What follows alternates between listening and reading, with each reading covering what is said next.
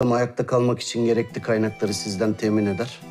Bu kaynakları sizi yok etmek için kullanır sonra. 50 liralık elektrik faturası yakarsın. 120 lira olarak faturaya yansıtırlar.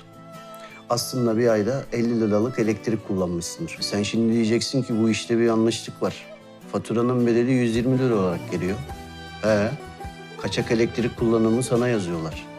Nedeni şu, sen aslında dürüstlüğünün mahkumu oluyorsun baba. Hırsızı yakalayamıyoruz, siz ödeyin diyorlar.